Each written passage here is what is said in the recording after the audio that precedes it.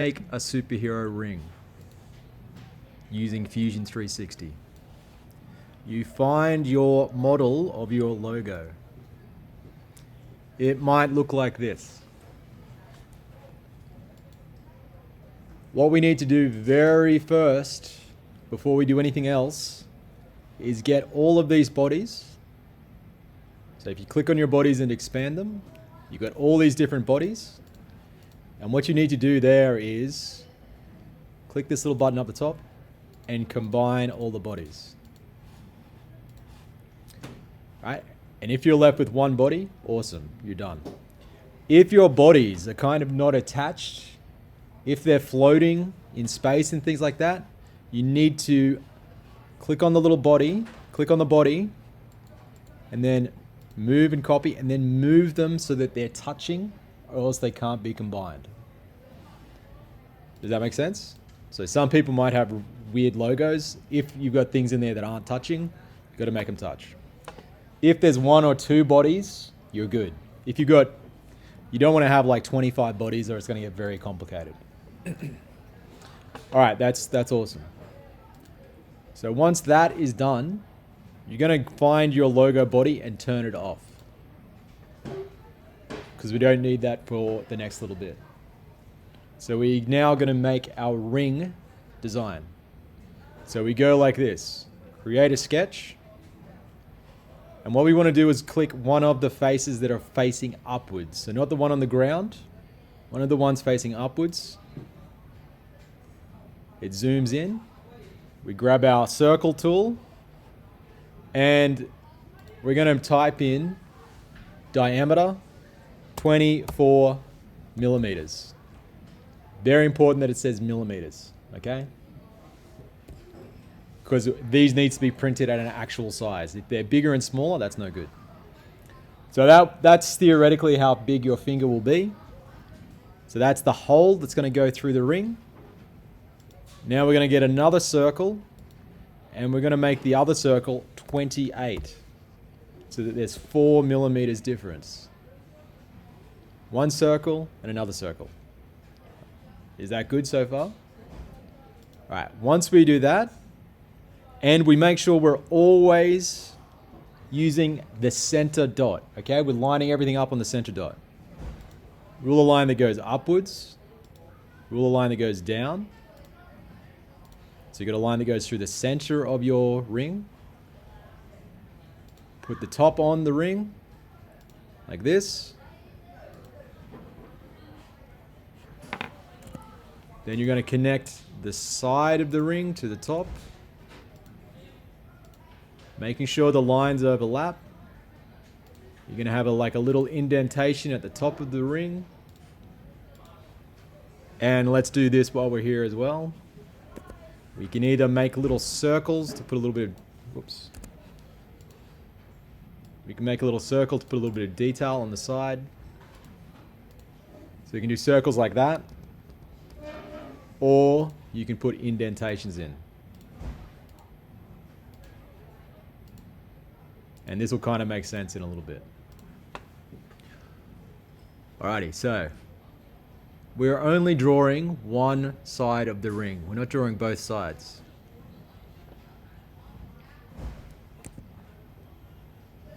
I'm going to find this tool, S Trim. It should be up in the top, but if it's not, just find this, type S for search and trim. And then you're going to get rid of all the extra details on this one side.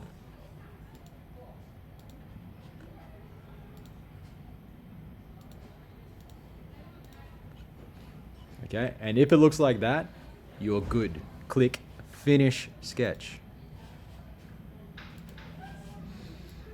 Alright, so this is what your ring will look like. So we haven't used this tool before, but up in the top you've got Extrude. And then next to Extrude you've got this thing that looks like something being pulled around in a semicircle. Click on that tool. Click on the ring shape. So it asks you to select a profile, and then it asks you to select an axis. So the axis is the line in the center. If you click on that, it will spin around and look like this. Alrighty, so not very ringish, is it? So here's the trick now. You've got to find your ring sketch, turn the ring body off, click these two things, turn the body back on, and extrude a hole through the ring. You got one side of the ring. Click on the other side. E for extrude. Drag it through. If it's going red, it's good. All right, and let's have a look. We've got something that looks very ringish. All right, what might be nice to make our rings look a little cooler is this before we put our logo on. If you click this face, hold shift and click these two edges. S for search again. Type S on the keyboard. CHA. This will pop up called chamfer. And you can chamfer the edge to kind of make it go in a little bit. Just pay attention, make sure yours looks nice. If it's too big, if it's cutting up into the top, you can turn it off. So, just to do that again, you select the two edges, S for search, CHA, and then you type your measurement.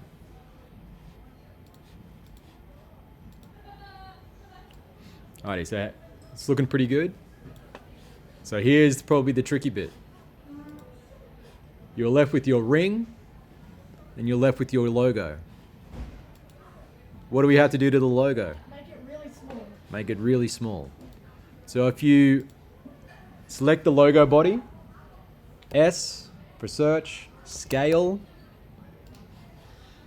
you can drag your logo in and make it smaller. Let's make it 0.1. Still too small, still too big. 0.05, 0.075. And then we move and put it in place.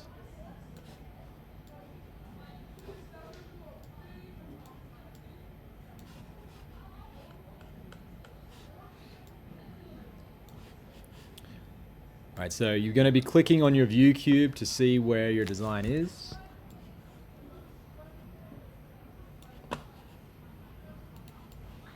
It's kind of fiddly, which is annoying. Let's try that again. Right click, move and copy. And if it fits, you're good. Alright, the last little thing to pay attention to before you do your before you're done is this. If the logo is even slightly above the surface of the ring, it will not be attached to the ring when it is 3D printed. It will just be a random separate thing. So you need to make sure that the ring and the logo, there's two surfaces, like check that out. If I zoom in, slightly off, you need to make sure that the two surfaces are actually touching. And then the last thing you do is combine. Bang, bang. You know it works because it all goes to one color. Okay, so you've made a ring. You made a ring. Now the very last thing that I want everybody to remember is the correct format for this to be printed. So you need to submit this in a format that my slicing program here can work with. That format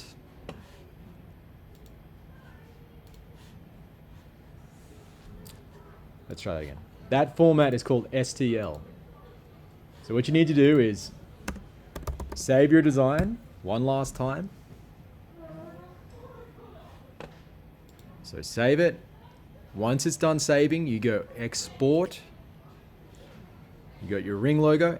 And from this drop-down menu, you need to make sure it says STL.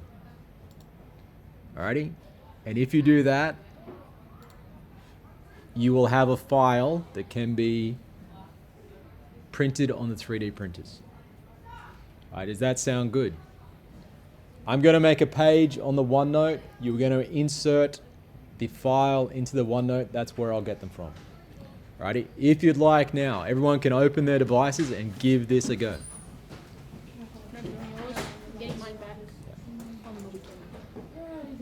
Otis, come over here.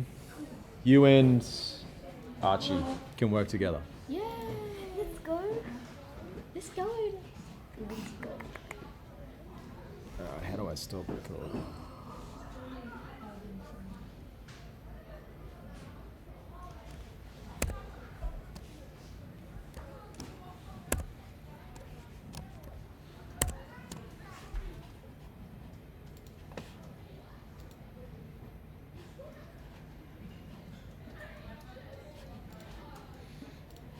I can never remember.